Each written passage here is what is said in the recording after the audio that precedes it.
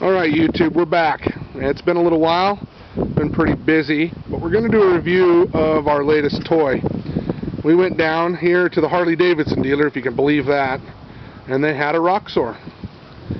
And I really wasn't going to get one, I don't think. My wife really talked me into it. This thing is really well set up. No doubt about it. It really is just a CJ7 or a CJ5. Not a huge Jeep fan. The deal is I was going to do a conversion. A lot of you guys have probably seen the diesel in my shop. Anyhow, kind of hard to do this with hold on here. Here's our motor anyhow.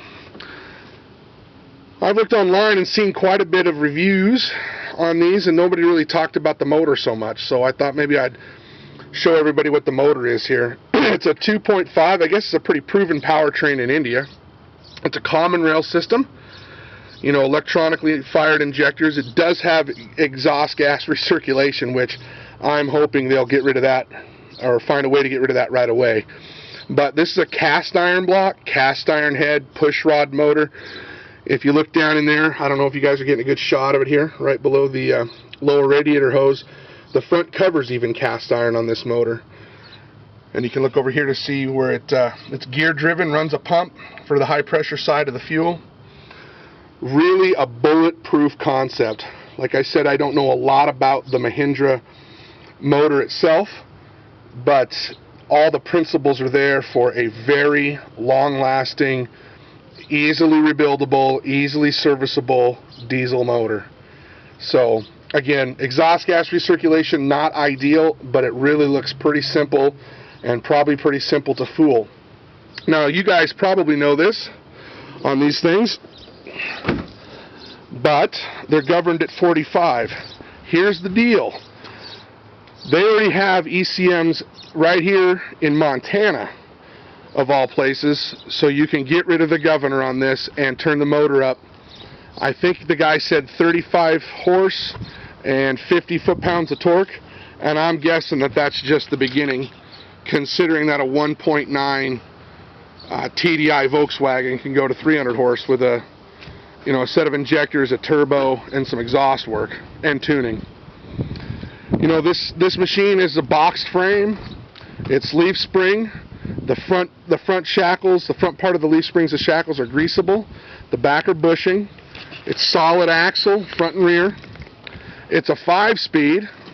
I don't know, I believe that the 5-speed in this is an Indian design, but it really looks a lot like the Jeep 3-speed they used to make. It's cast iron, goes to a cast iron mated transfer case that has gears. So it's a gear-driven transfer case, and when I look back there, it has a plate for a PTO. So you have the potential here to really, do some work with this in terms of running a PTO for just about anything you want. The ideal thing is it's a diesel.